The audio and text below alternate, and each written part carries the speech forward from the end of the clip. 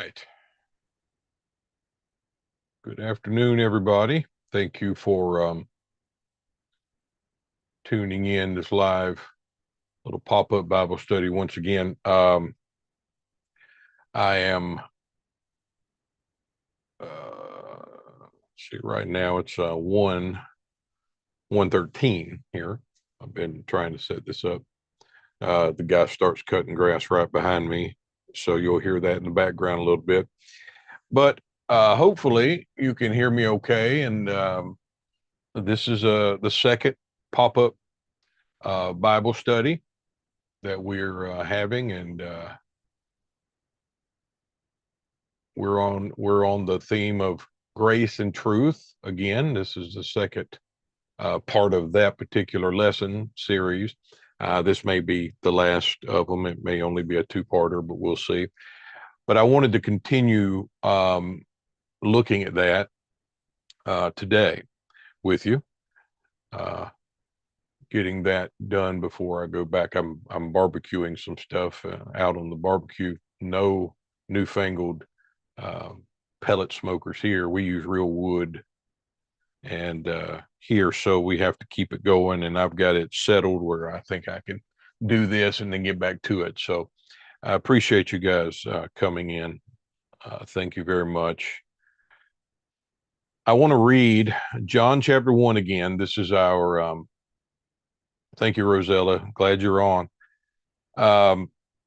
John chapter 1, starting in verse 14 through verse 18. And we're going to read those verses to just get our minds back to where we were.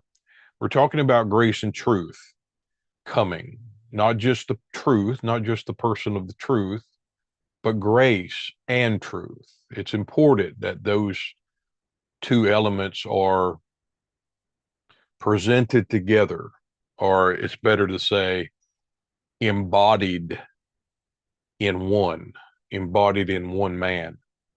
That's an important thing to understand, because you can't one is wonderful, the truth wonderful, but the grace of God is what makes that truth, the person of truth, the one who makes all things that pointed to reality real, the genuine, the absolute intention of every testimony God had ever given, the embodiment of all of that in its most perfect and spiritual form. Grace makes that accessible to the soul. It makes him and all that he is accessible to the soul that receives him.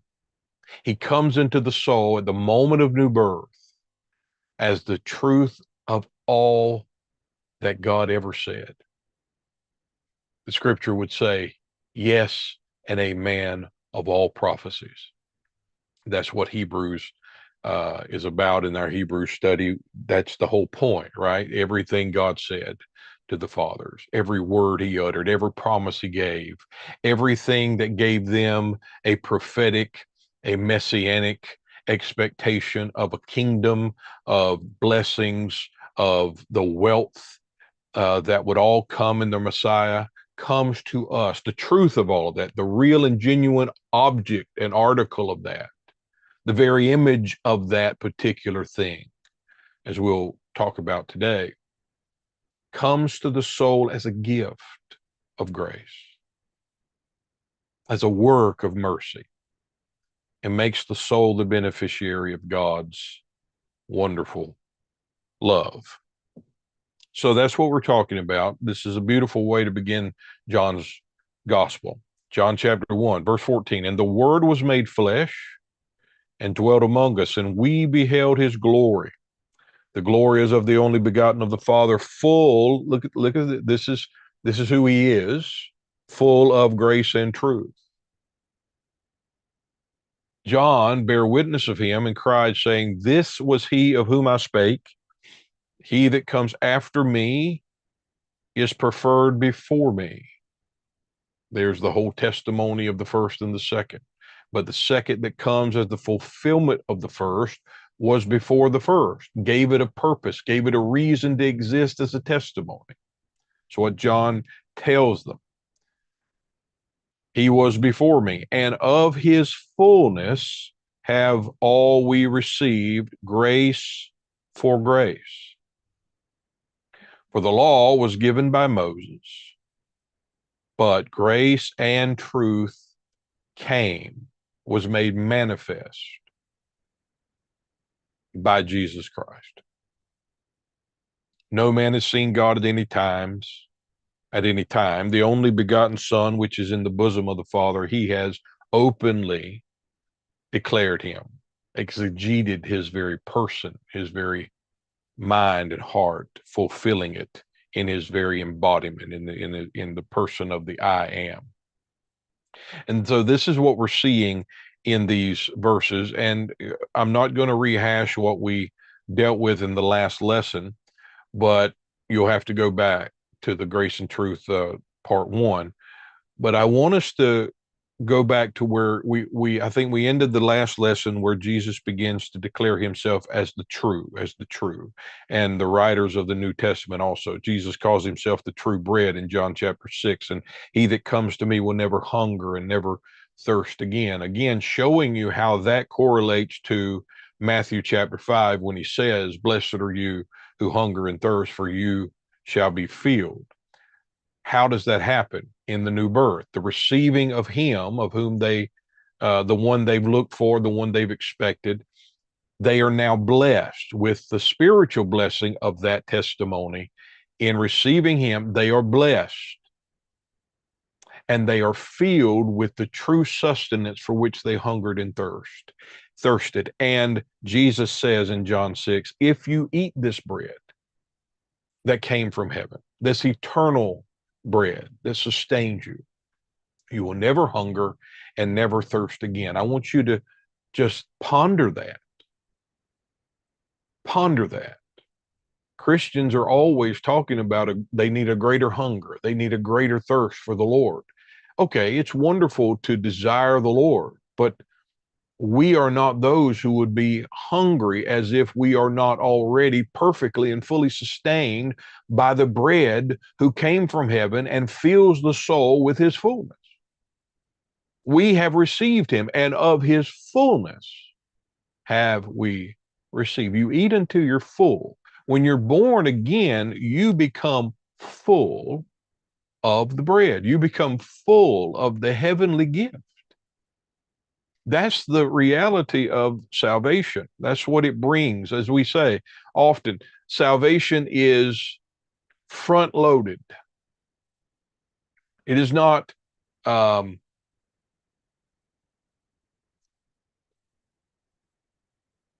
delayed. The good of it, the fullness of it is not delayed to the end. It's given at the beginning. Now we know he is the beginning and the end, and that's the whole point of it, right? His person is given to you. His fullness is provided to you at the very moment of new birth. You start having already been filled full. The Spirit of truth then takes that reality and opens the eyes of our understanding that we may know the grace that has come to us, that we may know the grace that has called us into this wonderful salvation that needs no secondary act or no subsequent work. He is all. And when he's in you, you received all that he is. We also went into 1 John chapter 2, and we talked about the true light that now that again, let me just read it. Again, this is 1 John 2, verse 8.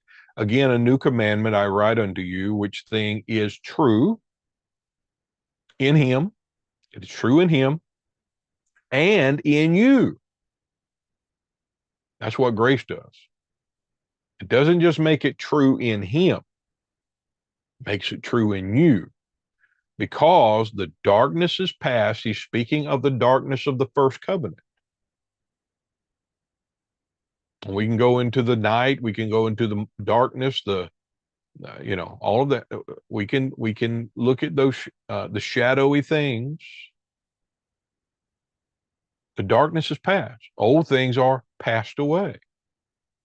And the true light now shines. See, there was a light. It's like in the creation, there's a lesser light and the greater light, right? Well, this is the same. There was a light that gave testimony. And then there's a light that fulfills the testimony. There is the light of the first covenant.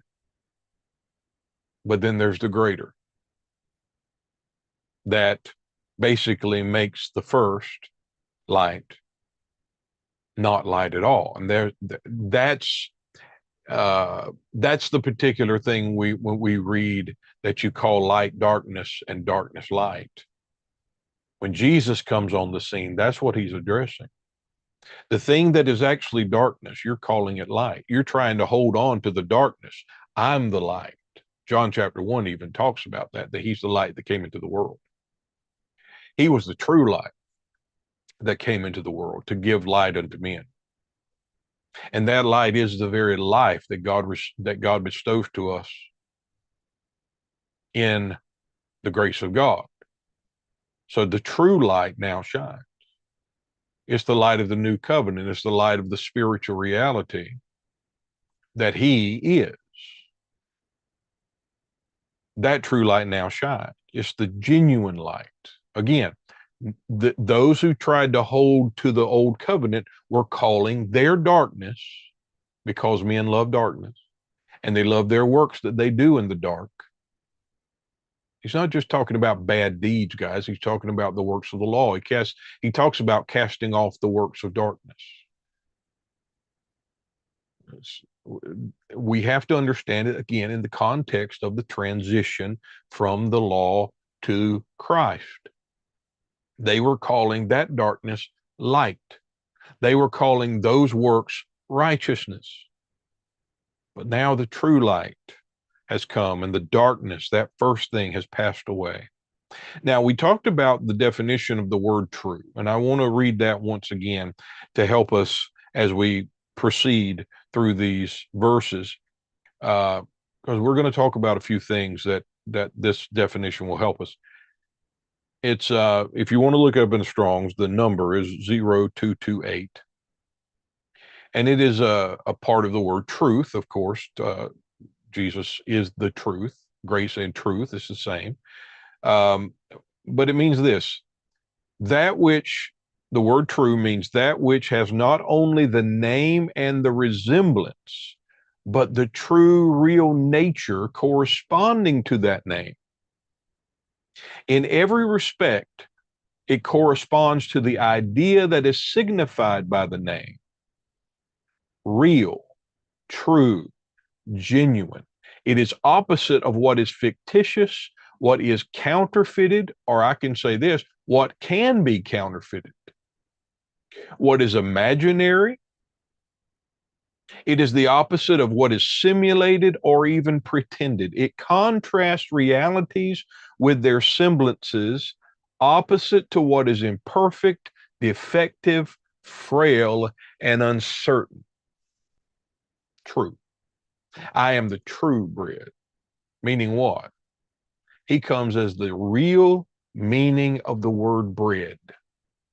You thought those wafers, you thought that stuff made of the flour was bread. No, I'm the real bread. You see, we have to understand all the things, all the terms that God utilized to testify.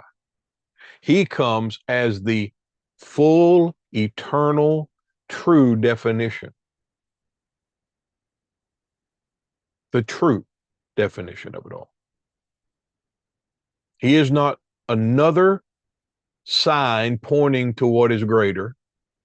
He is the greater to which every previous sign pointed. All right, so Hebrews chapter 8, verses 1 and 2. Now of the things which we have spoken, this is the sum. We have such a high priest who is set on the right hand of the throne of the majesty in the heavens, a minister of the sanctuary, of the true tabernacle, which the Lord pitched and not man. See, that's part of the nature of that which is true. God built it. God does it.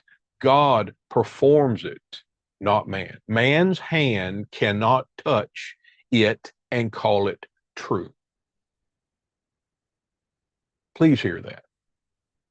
Man's hand cannot touch it, cannot alter it. Well, he can't alter it at all anyway. But man cannot have any role in its being and it be called true and real. See, I know that flips us out because we tried so often to put our hands on the things of God, and we try to define true Christian life, true righteousness, true spirituality in things that we have done, activities that we have done or not done. Our hands are all over it. Our fingerprints can be found all over it. And if your fingerprint can get on it, it's not true. Now, please don't bring this down into the earth and have me talking about your cell phone being of the devil. I'm not talking about that. Please. Let's not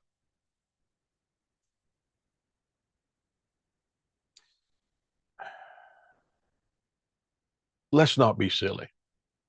Let's not trivialize the things that are real and divine and true by bringing it down into earth, believing that in so doing, we are talking about real spiritual life and true Christianity. That's not true. We bring it down here and we're like, oh, you got to give up movies, and you got to give up this, and this is not real, so you need to get away. Hey, why don't you divorce your wife then? Huh? Stop going to the doctor when you get sick, for God's sake. I mean, there's a lot of religions out there that we would call cultish that do those things. Does that mean they're spiritual? No, they have brought the things of spiritual reality into the earth and tried to define it there. And what you've done is you've trivialized what is real, and you've tried to put your hand on it. And what you've done is come over here, can't put your hand on the real thing. You can't touch it and mess it up. That's the gospel truth. What you do then is you make something that you form with your own abilities, form with your own mind, form with your own activities or the lack of activities, and you try to create something that is a semblance of the truth. And we call that true, real Christianity. We call that living for God. Now, living for God is living by the life that God gives. It is living in the reality bestowed to us at the moment His grace comes to our soul, and that is the state of not I, but Christ lives in me. So the reality of that which is true is depicted in these words. The Lord has pitched it, not man. The Lord has accomplished it, not me. That means it's true. Again, if you touch it, if you make it so, if your actions or inactions can make it real, then it's not true. It is not the truth. It is not genuine, because your hands have had a part in its creation and in its exhibition. The genuine, the real. As we said, that which is not only the symbol or the semblance or the representative, but the very reality that corresponds to the name. That's who He is. You want to see righteousness, do not look at flesh and blood, look unto Jesus. We'll read those verses here in a moment. Now let's go on. Hebrews chapter 9, verse 23. through 24. It was therefore necessary that the patterns of things in the heavens should be purified with these, talking about the blood of bulls and goats. Now, he calls the things of the first, the things of the testimony, speaking of the tabernacle and the priests and the furniture in the tabernacle, all of that had to be necessarily those patterns.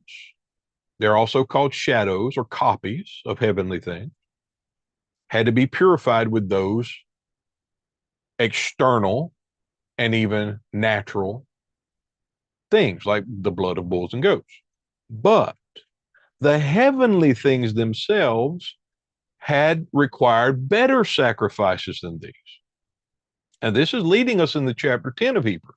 This is Hebrews 9, 23 and 24, leading us into chapter 10, where he comes and fulfills and brings in his once and for all sacrifice the better sacrifice. Christ is not entered, verse 24, Christ is not entered into the holy places made with hands, again, as we just said in Hebrews 8, 1 and 2, which are figures of the true. We'll look at that in a moment. But into heaven itself, now to appear in the presence before the face of God for us. Now, John Cassera and I were on the phone a couple of days ago, and we were talking about this, or he was talking to me about it. The Lord had really opened his eyes to see a few these things, and was really working in his heart concerning this. The one who stands in the presence of God for us, our high priest. Let us not, because he was saying this was an issue he was having, and he really didn't understand it until the Lord opened his eyes to see that he was still taking that and thinking he's there for us, we're still separate.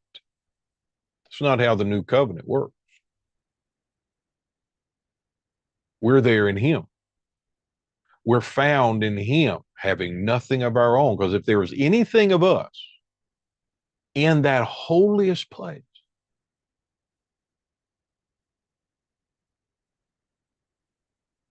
it's not permitted there, right? He alone. He alone. That means he stands there as my life. I'm found in him. I'm clothed with that priesthood. I'm clothed by the grace of God that has made him my life and my righteousness. I don't stand there in my own based upon my efforts, based upon the fact that I qualify to stand in such a holy place. No, I stand in him who stands before God holy, perfect, righteous, the one who defines all of that in its perfect definition, who embodies it in its true and genuine form. And I am in him with no room to boast except in the grace that has brought such a true form, such a real and genuine salvation to me.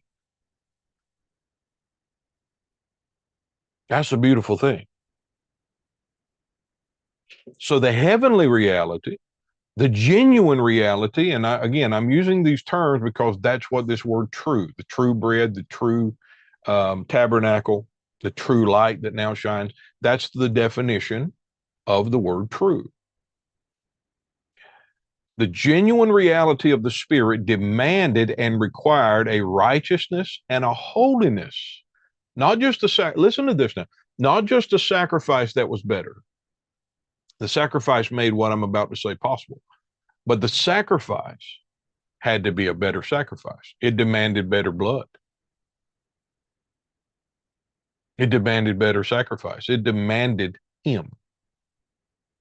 He's the only one that could bring that perfection, right?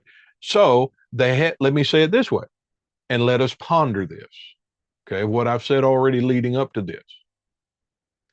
The heavenly reality, the genuine reality of the Spirit, or of that which is Spirit, demands and requires a righteousness and a holiness that is better.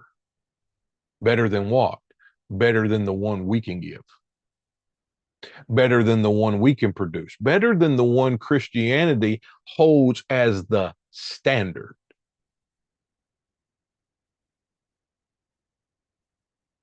Because Christianity holds to a standard of righteousness that is still defined in the earthly things.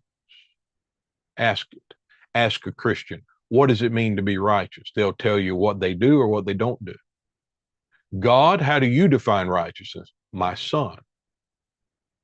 That's better. That is significantly better. That exceeds the righteousness of the law of the scribes and the Pharisees, right? Why? Because it fulfills all that it demands. That's what the real heavenly demands. It doesn't demand me. It doesn't require me.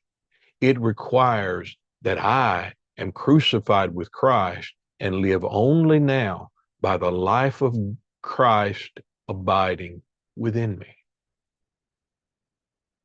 That's what's demanded. And the glorious part, according to Romans chapter 8, the glorious part is that what God demanded, he has provided.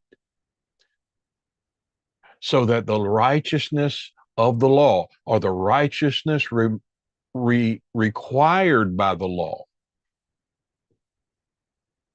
is fulfilled, accomplished in us. How?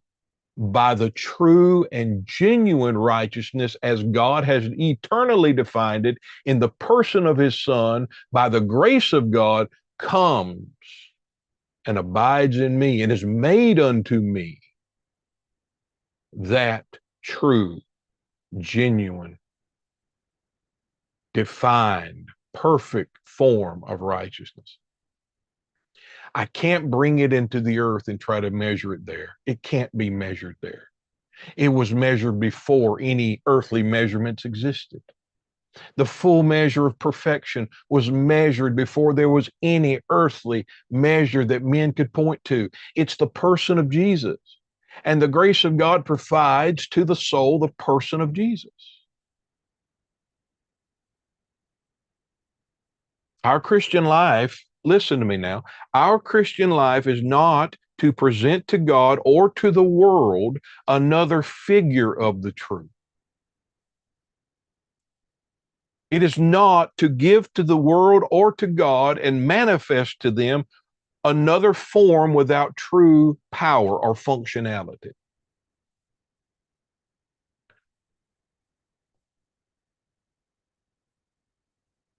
What we would call the Christian life, it is, if it's the real thing, is living in the true righteousness that God has bestowed in the new birth.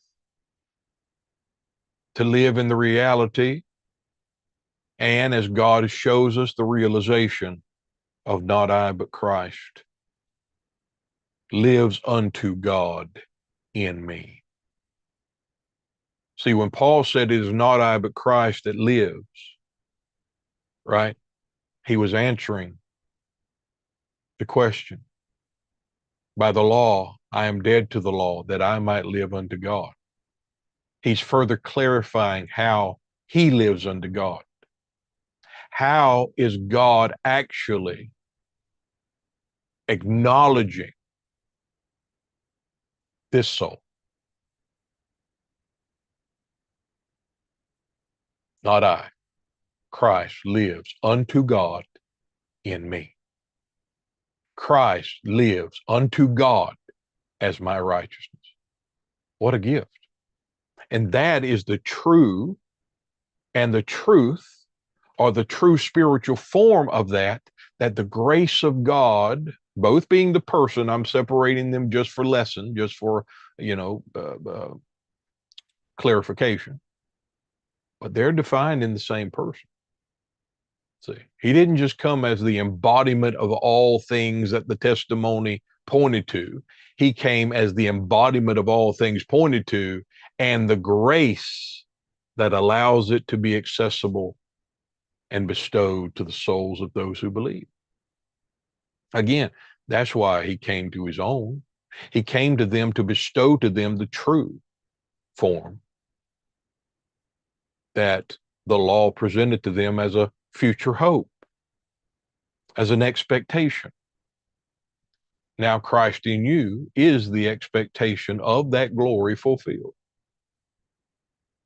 Now, our Christian life is Christ living in us. You'll notice the wording of Paul in Ephesians chapter 4, verse 22 and through 24. And you can write these verses down and go back to them if I'm going too quick. And he says this, that you put off concerning the former conversation the old man, which is corrupt according to deceitful lusts, and be renewed in the spirit of your mind, and put on. Now, we've talked about this in Ephesians. These are not in the future as they sound in the King James. They are actually in the aorist or past tense in the Greek.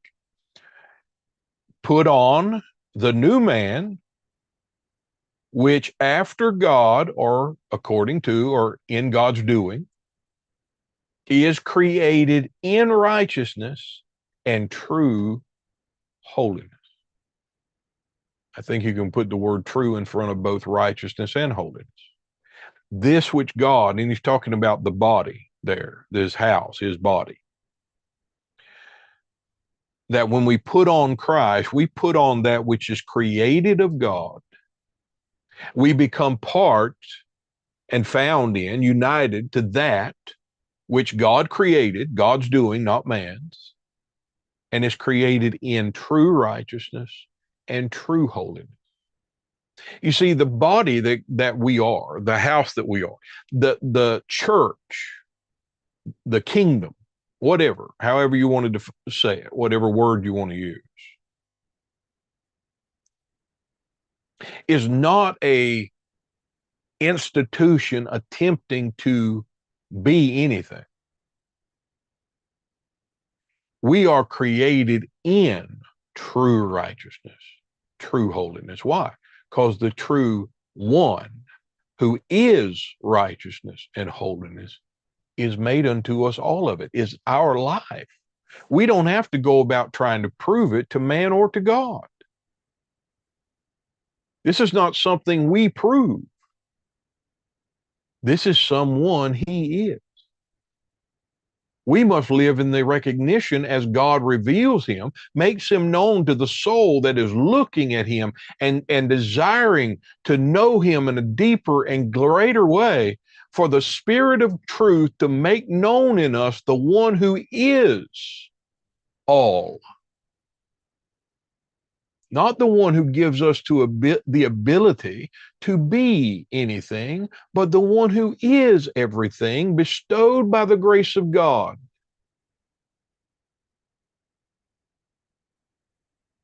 Now, the term, figures of the true. The word figure, this is from the Wuest Word Studies, Kenneth Wuest. He says the word figure in the Greek text is antipon, which here speaks of the earthly tabernacle as a type which prefigures the heavenly and corresponds to it. The word true is the translation, which is the translation of the word which means true in the sense that the thing described is now in its character all that is expected of it. I love that. Oh, Rob, thank you guys for being on. Love you. I'm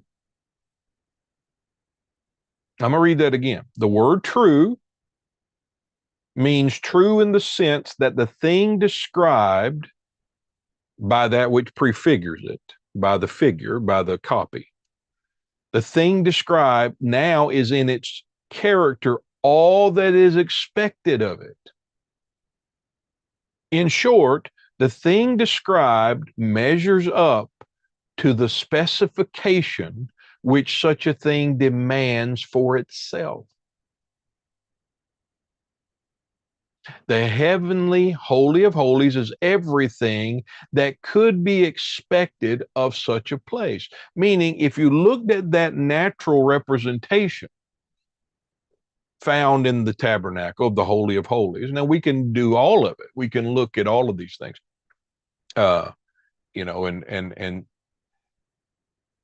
everything of the old covenant, everything of the testimony. When you looked at that and you saw it for the beauty and the specificity of its creation, he comes. And in his very person, he brings the specification of everything that was demanded. He comes as the true character that was expected of that testimony. He fills it full with its true meaning, meaning it has no other meaning. It has no other fulfillment. It has no other amen. He comes as it. He comes as the real measure and specification of it. It's full, perfect amen. That's who he is. The figure pointed. He personifies. He perfects. Not in a doing, but in his person. Yes, he did what he did, but he is who he is. And we who have come and received his fullness by grace and truth are partakers of who he is. The grace bestowed has made the soul the dwelling place of the true and real heavenly reality. And guess what? God is not looking at you and I to bring a better form later on, because there's not a better form. There's nothing beyond the true. There's nothing beyond the truth. There's nothing beyond the genuine, original article. Now let's look in Hebrews chapter 10, verse 1 and 2. For the law, having a shadow of good things to come, not the very image of the things, can never with those sacrifices which they offered year by year continually make the comers thereunto perfect, or bring them to completion. And it's beautiful that the word perfect here, or complete, is the same word that is referred to in Jesus, or by Jesus. He speaks of himself as the true, as the perfect, as the teleos, right? As the end. Same word as the completion, the fulfillment. That's an important thing to understand. For then would they have not have ceased to be offered, because that the worshipers, once purged, should have had no more conscience of sins. The true, the very image of the things, and we'll talk about that. When the true comes, when the very image of the things that were foreshadowed by the shadow of the good thing that was coming, when he comes, he brings perfection. He brings completion. He brings what it also means the full accomplishment, the full end and consummation of the thing. So in the true priest and his true offering, we are what? Purged once and for all from sin. We are once and for all dead to sin. He'll go on in chapter 10 and say that we have been perfected forever, brought to a forever, everlasting completion. Does that sound like there's some next step? No, he's the final step. He was the final step. He was God's final. He was God's amen. He was God's end reached and goal accomplished. That's who he is. That's who he is dwelling in you right now. Don't lose sight of that. Don't lose sight of that. The truth abides in you by the grace of God. Truth came to your soul as the embodiment of all things pointed to and prophesied by the grace of God. And he's not just there as some static idea, theological dogma. He's there as the living, abiding, fully functioning high priest that settles in God's sight the state of this soul in whom he lives. He settles it, confirms it, makes it certain, and secures you and I, you and me, in the perfect accomplishment of God's will. I come to do your will, O God. That's the coming of the perfect. That's the coming of the true. The word shadow here, where it says that the law was a shadow of the good things that were coming, means a shadow, a shade caused by the interception of light, an image that is cast by an object that represents the form of that object, but not the substance of that object. Represents the form of the object. It is an outline. An adumbration is one of the words used here. And what an adumbration, I don't even know if I'm pronouncing that right. It means a shadow, a sketchy outline, or listen to this, it means a foreshadowing of something more significant. Is that not Jesus? Is that not Christ, who is your salvation right now? The more significant. The law, all of the sacrifices, the greatness of all of that, everything God ever said and did in that previous age, it was a foreshadowing of something better, more significant, exceeding. And Christ in you is the end of that. He is the accomplishment of it. And he lives in you by grace as the truth of it all.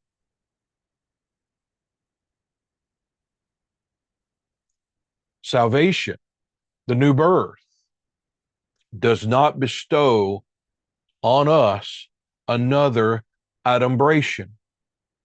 I don't know. That's how we're taught. That salvation gives to us another foreshadowing of something more significant that's coming one day in the future. The new birth doesn't give you a future. It gives you the future hoped for under the old covenant.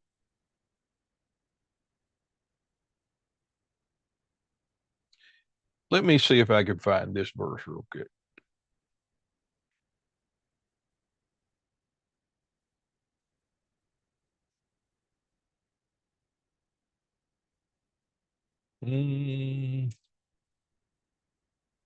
Yeah, right here.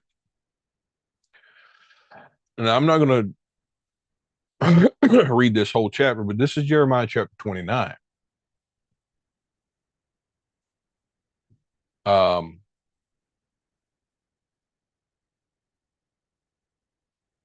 While this is spoken of in the context of them coming out of Babylon,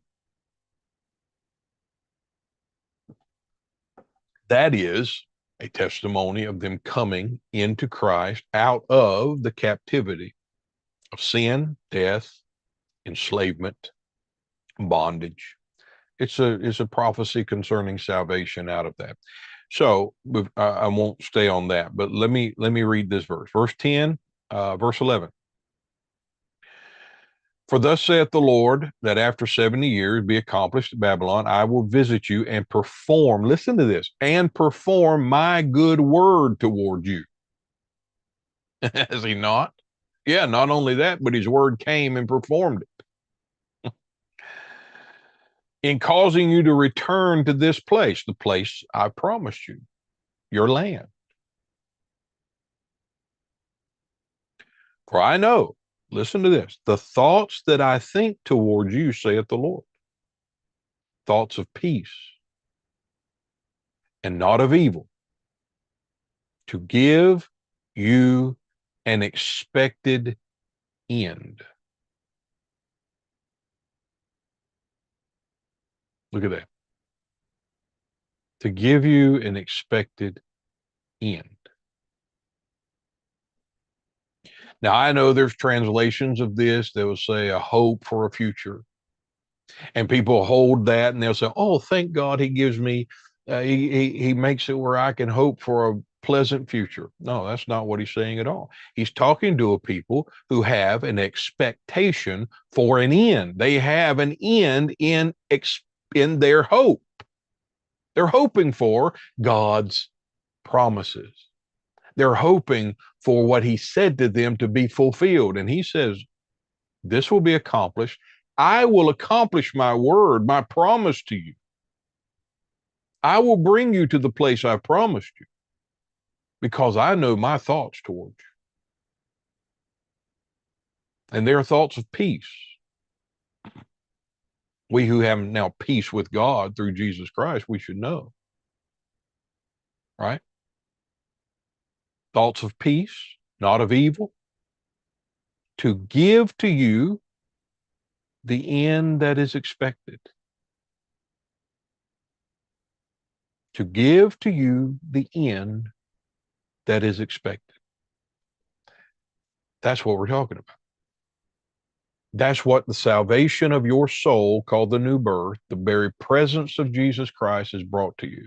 It has brought to you the end expected.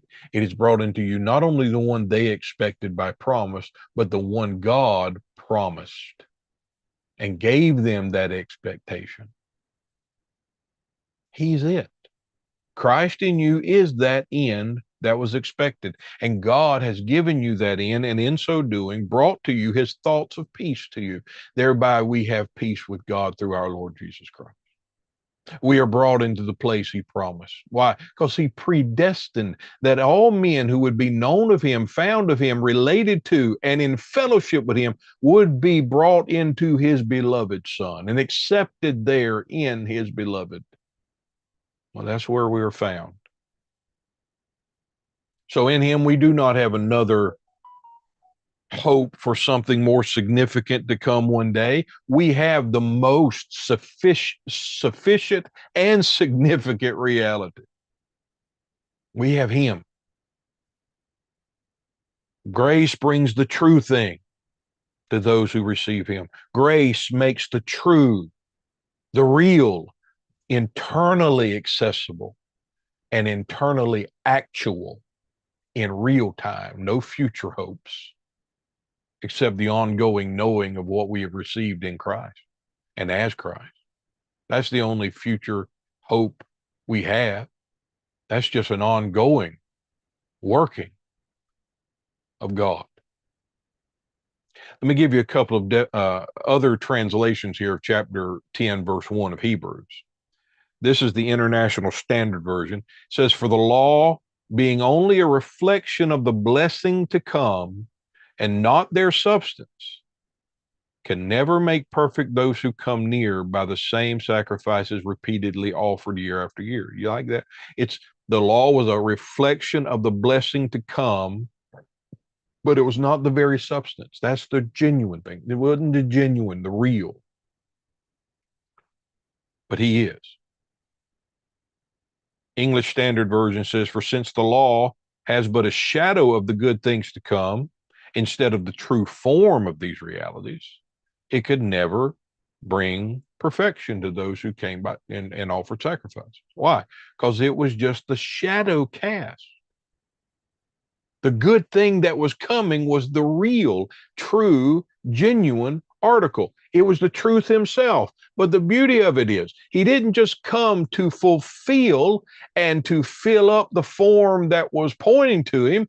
He came as grace to make that real and genuine reality my soul's condition, the gift that my soul partakes of. So righteousness now is not a hope that I hope one day I will get to after much work and toil and elimination and addition.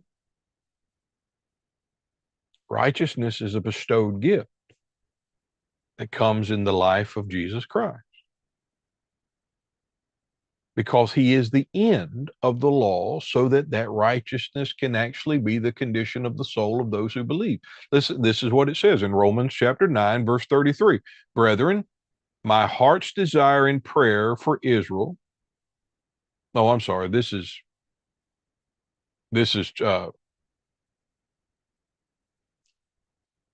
verse 1. Verse 1 of chapter 10 of Romans. Let me see something right quick. Uh, yeah. Yeah, brethren, my heart's desire and prayer to God for Israel is that they might be saved. Now, keep that in mind, because that is how all of this happens. Or what he's about to say.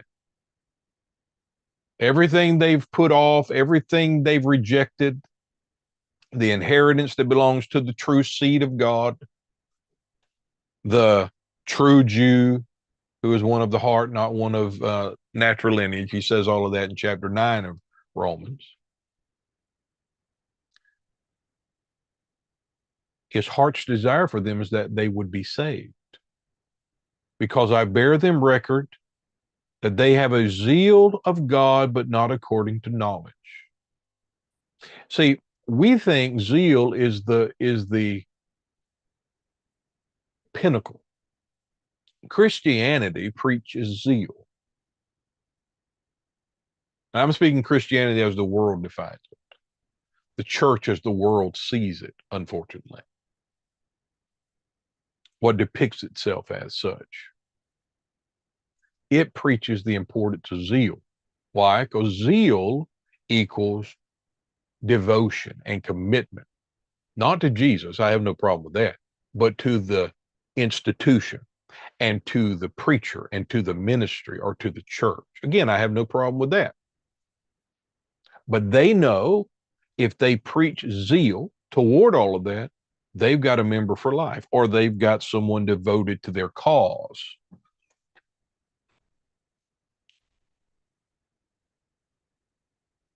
They have a zeal, but not according to knowledge. Now, we're not talking about just their knowledge. We're talking about not according to God's, because we're going to show what he says here. For they being ignorant of God's righteousness. See that? See, they assume they have one by the law, but they're actually ignorant of God's knowledge, or what God knows to be righteousness. How does God define it? Well, he defines it the same as he has eternally. In fact, he defines it in the same way he defined it when he created a system called the law to depict it in types and figures. But now the true form of righteousness has come, and they're still holding to the old form that merely was a semblance and a representation.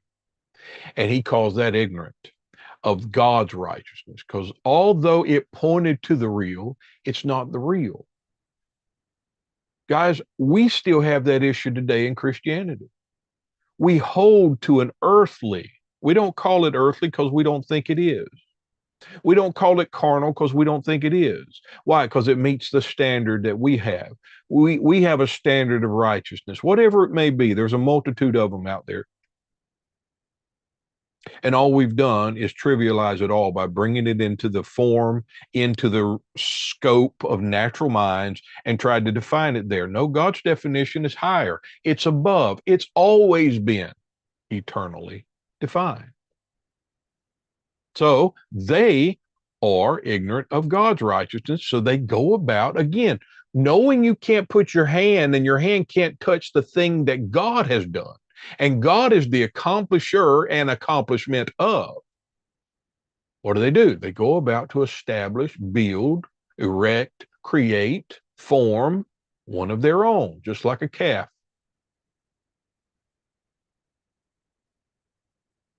That I've read about. This is him. This is the God that brought us out. No. You're putting an earthly form, a form that you're familiar with, on that which has no form. In fact, Giving a semblance to him was forbidden, because he was showing them, even under that system, I have no earthly definition. I have no earthly measure. For they, being ignorant of God's righteousness, going about to establish their own righteousness, just a semblance, one that looks close enough, meets their standard. And they think it meets God's, but God's brought in the truth. They have not submitted themselves unto the righteousness of God. See, and we still make that a work, don't we? Submitting to the righteousness of God. We try to make that a work. No, that's the new birth. Remember, that they might be saved. How do you submit yourself to God's righteousness? The righteousness he knows, the righteousness he's defined eternally in the person of his son. How do you submit to that? You're born of his spirit, and you're partaking of the righteousness that he is, not yours. For Christ is the end of the law. Listen, for righteousness to everyone that believes. So he had to come as the end of it, the goal of the law, so that the righteousness actually, as it is, as God knows it to be, could be accessible to all who believe. The true form of righteousness.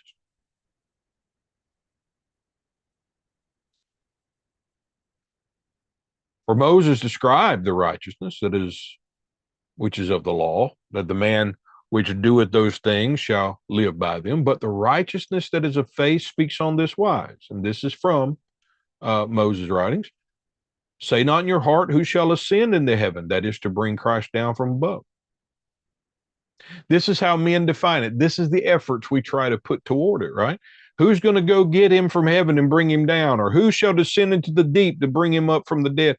But what does it say? The word is nigh thee, even in thy mouth and in thy heart. This is the word of faith we preach. That if thou shalt confess with thy mouth the Lord Jesus, and shalt believe in thine heart that God hath raised him from the dead, you shall be saved. For with the heart man believes unto salvation, with the mouth confession is made unto salvation. Believes unto righteousness, with the mouth confession is made unto salvation.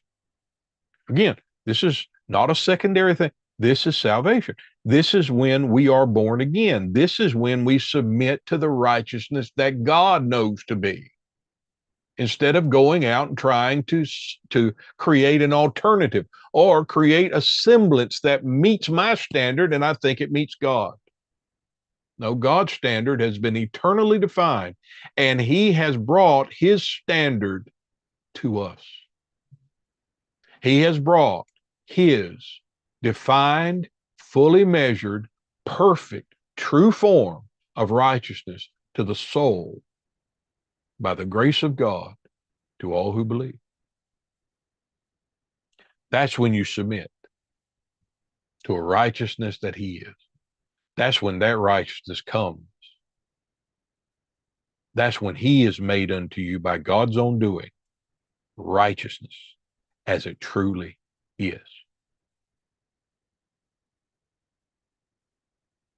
Because that submission is truly being under the dominion of another king, of another man.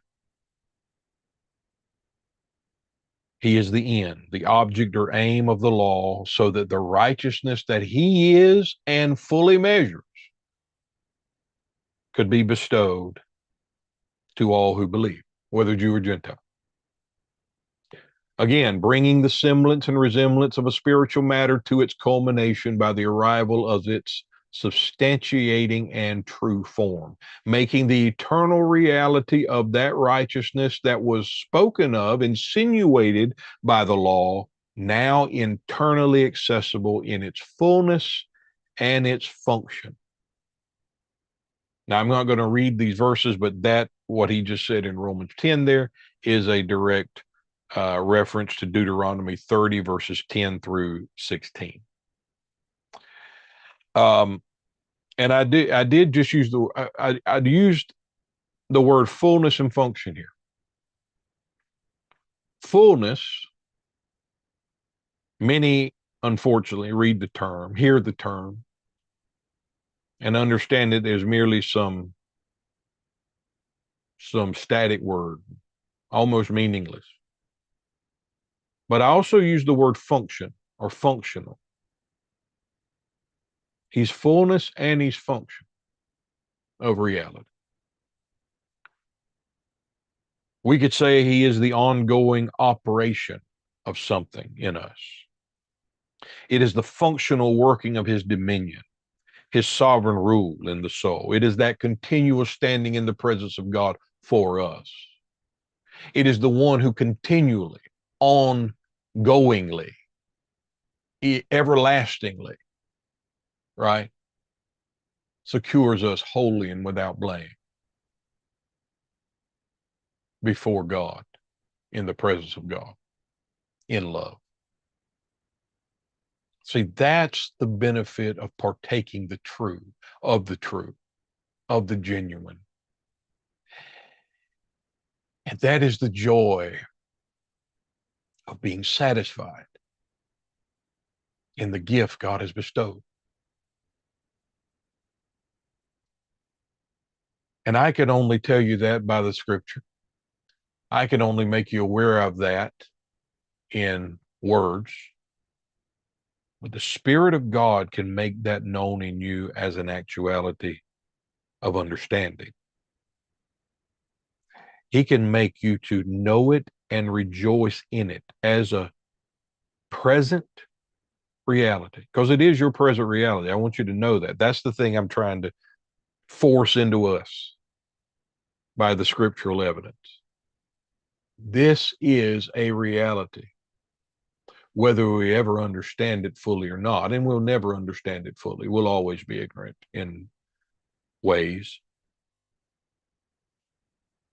But it's a reality nonetheless that he is not only the fullness, but he is the ongoing function of that fullness in us.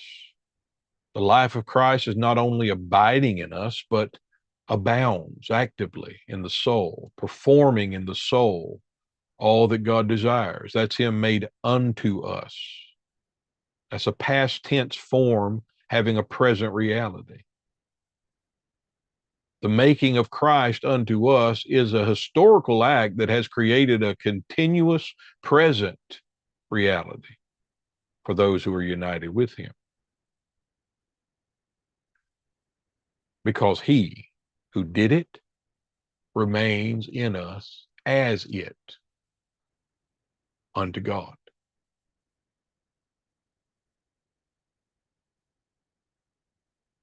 Yes, it is. Righteousness is wrongfulness. Absolutely. You got that right. Function is passive. When I say function, him being the fullness and the function, I want you to understand this function is a passive thing for us. It is not active for us. It's not something we participate in. It's the one we know to be in us. His working that works in us, his righteousness that abides and abounds, his life being imputed. It's the same life that he would desire and does desire to reveal and make known in us. But it functions, or you're not born again.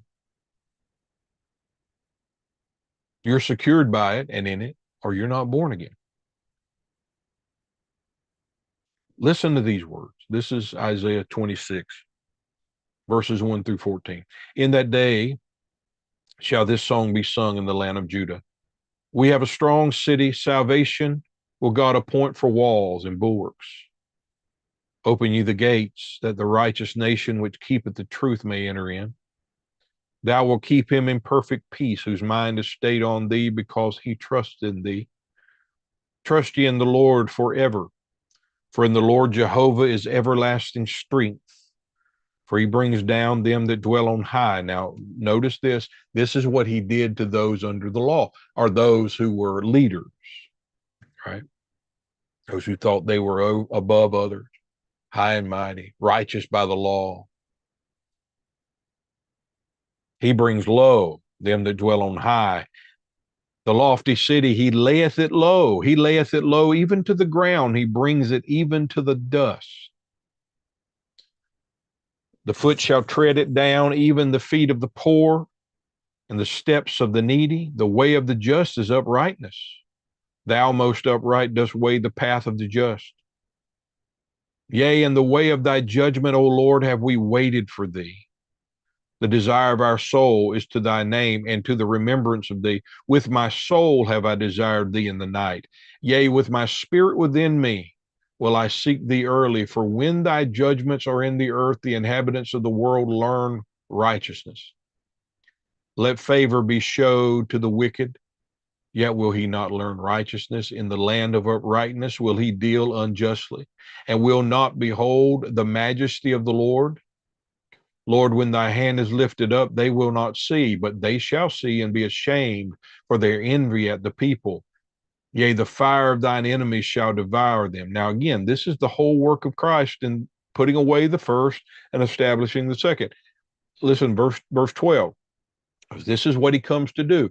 This is corresponding to his righteousness fulfilled in us, that he is the end of the law for righteousness of those who believe. Look, Lord, thou wilt ordain peace for us, for you also hath wrought all our works in us. You will ordain peace for us because you've done all of our works in us. You've not demanded that we do any works. You have performed all of our works, all the works that were required of us. You've come and performed it in us. Other lords beside thee have had dominion over us, I guarantee you. Yeah, we've been under dominion of sin, death, Adam. But by thee only will we make mention of thy name. They are dead. I am crucified with Christ. They shall not live. They are deceased. They shall not rise. Therefore, thou hast visited and destroyed them and made their memory to perish. See, this is the salvation we receive. And I'll stop. In Christ, in the new birth. And you can throw in Isaiah 65, 17, and 18, where the former shall not be remembered again nor come into mind. Why? Because he creates a new heaven and new earth. We're talking about the true heaven, the true earth, the true salvation, the true righteousness, the true holiness in its perfect form as God intended, what was defined eternally and now has come to abide in us as an everlasting gift by grace. What does that come to mean? How do we define that? Lord, you have ordained peace for us. How? Because you have not required of us a work we cannot do. You have performed all of the works that were required of us in us. That's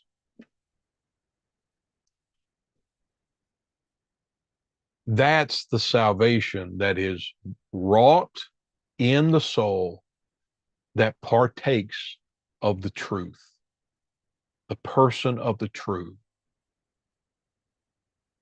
and eternal definition of all things, as God has always known it to be. And when we receive him, if he now dwells in you, your soul is the habitation of the one. How did we define it a while ago? The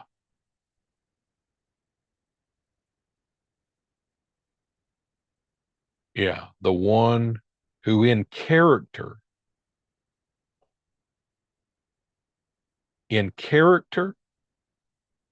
fulfills all that is expected of that which was merely a figure and copy and type. This is wonderful. I hope you guys got as much as I did out of this. All right. I love you guys. Again, I have this screen a little higher, so I always look up. Try not to. I try to look at the camera, but yeah, I'm not Hollywood, so I'm sorry.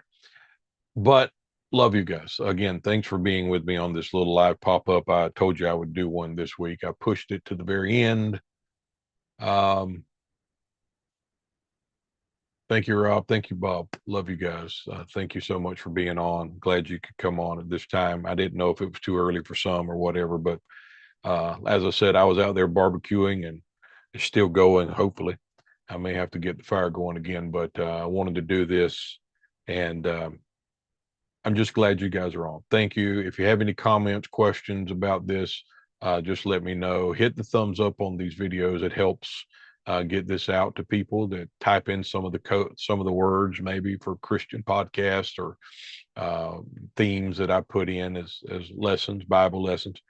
Because I want more people to hear this. The church needs to hear this, and thank you for being those who are hearing it and desiring to know the Lord. So, till next time, guys. Again, as I said, the next Hebrew study will be the 27th. That's Monday, the 27th of October, and that'll be the next live class on Monday nights. All right.